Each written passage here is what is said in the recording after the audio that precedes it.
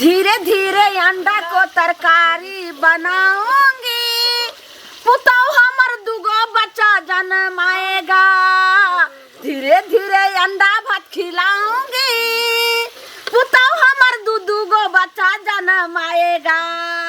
कन्या देखिए अहाँ कहलिए रह जे अंडा के तरकारी आ भात बना दियो। अब परसू कहलिए रह कि जे अंडा आ परोठा और भुजिया जे छे से जल्दी मिला के दियो, त अहाँ के देलु ने। तै दुआरे अहाँ जे छे हमरा शौक छे कि जे दूगो बच्चा के अहाँ जन्म देबे ने त एगो के मूड़ी एन्ने आ एगो के मूड़ी एन्ने आ एन्ना के जुड़ एके रहते तो ठीक रहते, दूगो के केना संभालबे। देखिए अगर दूगो बच्चा होते तो देखियो ओना तो दै छै तो भगवान छप्पर फाड़ के देते, कोई बात नहीं, लेकिन दूगो होते तो संभाले में दिक्कत नहीं होता। आइए कनिया सौंसे दुनिया के जब गांव के बच्चा सब होय छे तो सबके ललमुनिया संभाल दे छे। हमर बच्चा के दोसर हम खुद जे छे से संभाल लेबे। बड़ रे जतना से पुतहु आशा रहे लागली आई कनिया, आशा रहे लागली आई। अब दाता दिन कर देलखिन उहनारी। कन्या बड़ जतन से सबके जे देखिए बेटी पुतौ के जे बच्चा हो तो हमरो शौक लगे कखन हमरा पुतौ के बच्चा हेतै या तो। सुनो ना, हां बोलो ने। अंडा कते टाइम लागत बनबे में? पेरू में हमरा बड़ा टीस मारे छै।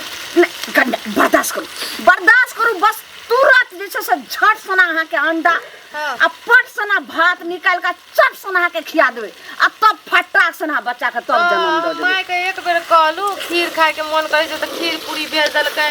अहाँ हमरा एते मानै छियै हे ई हे बू बना बना के दैत रहे छियै खाय ले। कन्या अहाँ के नहीं बुझलू जे हमर अहाँ के कहलो कि देखियो हम कहाँ सोचे छी जे हमर पुतो छै, हम तो सोचे छी हमर बेटी छै। देखियो कन्या अहाँ जे माय के कहलिए खीर खाए के मन होया त हमरा अहाँ कहतिए त काजू किशमिश द के आ मखान के आ सुच्चा दूध में जे छै सा के बनला। वो अपने कहलकै त हम कहलिए ठीके छै मैं भेज दिया। आ सुनो ना कहलो कि गुलगुल्ला खइबे गोल गोल काल खुना हाँ, बना दे। गोल गोल अहाँ के पुआ आ गुलगुल्ला बना के दे जे बच्चा जे हेतै त एकदम गोल मटोर गुलगुल हेतै। माय हां बोलू ने। कहै छी कि एते दिन के बाद हमरा भगवान कोख में बाल बच्चा दलकै, आई बड़ी खुशी के मौका छै। अहाँ एते खुश छियै, घर वाला हमर खुश छै, हमर नैरा में सेटा खुश छै। हां हां केन खुश रहतै। अते मानदान हमर आइ तक नहीं देखलिए ककरो सौस करे है, तते हमरा मानदान करे छियै। अहाँ हमेशा करैत रहबै नहीं ना कन्या केकरो ने नजर लग जाए। हम त सब दिन एहिना कहै छी हरल पुरल रहबै आ करैत रहबै। कहलौ की कन्या हां और कुछो खाए के मन होय अहाँ के? अखनी तो कुछो नहीं मन करे छै। अहाँ तो हमर मन बुझिए ले छियै तो हम कथी करब। अहाँ समझ गेलिए हमर पुतो के अंडा खाए के मन करैया, ई अंडा लै के बनबै छियै। कन्या देखिए अगर खाए के मन है तो अखनी यहाँ खा ला सके छी। बन जेते ना तब खेबे बढ़िया। ठीक छै बन जेते तब ठीक छै। कहलो एना के लारू तो हम के जे छै से आबै छी। कत जाय छी? बोले सलाद लो आबै छी। सलाद लेबै जाय छै के त अहाँ के जे छै से बरने कहै छले माय खीरा त खाली खीरे ल के हम कि और कुछो ल ले नेमो आर ले। हां नेमो खट्टो खाए के मन करे। अहाँ खट्टा खाओ मीठा खाओ जे खइबे खाली कहू नहीं तो बच्चा लेराब हो जते लेर चुआ लगते ने। आओ आओ हम झट सना कनिया आबै छी। खाली कुछो नहीं अहाँ करो, धीरे धीरे अहाँ हिले हम पट जना ल के आबै छी काट देबे सलाद आ दोनों सास पुतो खा लेबे। लिया लिया बैठो धीरे से बैठबे, झरक लगते बच्चा के हिले नहीं। धीरे से बैठ हम अहाँ के आचार क दै छी, बस अहाँ किछो ने आचार के नहीं छुए के या बुझलिए। बस ओकरा धीरे धीरे लगा हम तुरंत आबै छी। पजरा में दर्द करैया, पेरू में दर्द करैया, फाट न जाइया। बुढ़िया के नहीं कहलू ना तो बुढ़िया टेंशन में आबि जाय छै। कहबै जे एक जरा दर्द हैया कि मैं हमर टेंशन में आबि जाइया, जेहो बनबैया खुशी खुशी। बाप रे बाप बड़की चाची कहने चल। हां सुनत ना ये कन्या कहलो कि ओइ नठा के जे नठा पोटहा नहीं छले तकर दुकान खुलल छै, केन खीरा आने ले जाय छी। सबटा दुकान बंद छै। हम ओतै गेल छलिए बुझलखिन हिनका खीरा के जरूरी छै ना हमरा आलू के जरूरी छले सब्जी नहीं बनेबै से कहो तो बिसर गेलखिन तो ओकर जे छलै ओ घर मुत्ता के ओकरा किराना दुकान खुलल छै जाइ छै नै त पियाउजे ल लेबै एगो नेमो ल लेबै। अरे घर मुत्ता के हम नहीं देखल लेकिन दुकान चौक पर ककरो ने खुजल छै सबहक दुकान बंद छै बुझलखिन आब एते रात में के दुकान खोलते पहले जाओ जाइ छै त नहीं हेतै त ककरो अंगने जाइ छै कोनो काम ककरो अंगना में की जथिन जे हित प्रेमी छन दियादनी से मांग ले तथिन से ना से कहत न पहले कनिया की कहूं हमर पुतौ छै दू जीवा अच्छा त कहलिए की ओकरे भेलै जे माँ ये अंडा के तरकारी आ भात हमरा खाए के मन छै त वह सब चीज बना सुना देलिए हां।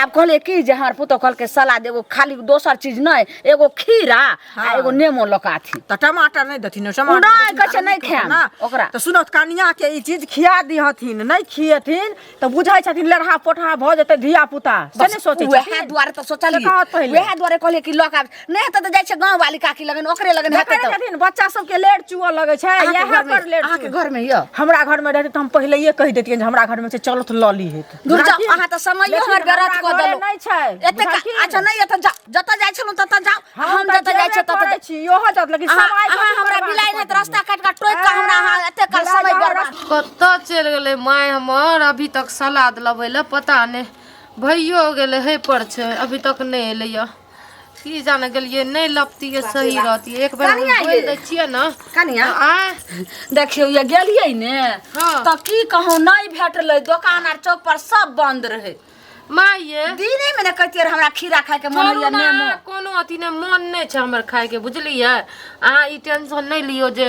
सलाद हमर पुतो नहीं खेते त लेर चुते बच्चा का तो कोनो एहन बात नहीं छै हैया पानी उनी डाल दलु या बुझलिए बस कनी खद के लाते कलिए आ एना भ के बैठल छे बच्चा के दबा जेते कहूं मुड़िए दबा जेते हाथे दबा जेते त फिर दर्द हेते बड़ा आराम से बैठल छी बुझलिए ठीक सब घुसे के बैठो आ कहलो की जाओ अब झट से नहा जे से हाथ पैर धो लियो ग आ फटाक से ना उतारै छे आ तकर बाद उतार के हम झट से हम खाना लगा देम नहीं नहीं अहाँ बड़ छिए हमर सास छिए अहाँ हाथ गोर धोय के आबू हम निकालै छी खाय ल देखियो कते नीक हमर पुतो छे कहै छे हो दाता दिन का पुतो दै छे सबके लेकिन ई लक्ष्मीनिया पुतो जे छे माय ये के ककरो ककरो नसीबे वाली के मिलै छे हमर माँ शादी से पहले यही कहे जे अब तू जवान भेलिए तोरे शादी करबो काल के दोसर घर जेबी त जना हमर इज्जत करै छी ना अभी तो तू हमरा कुछो कह दे छी लेकिन सास के कुछो नहीं खइया ओकर इज्जत रखिया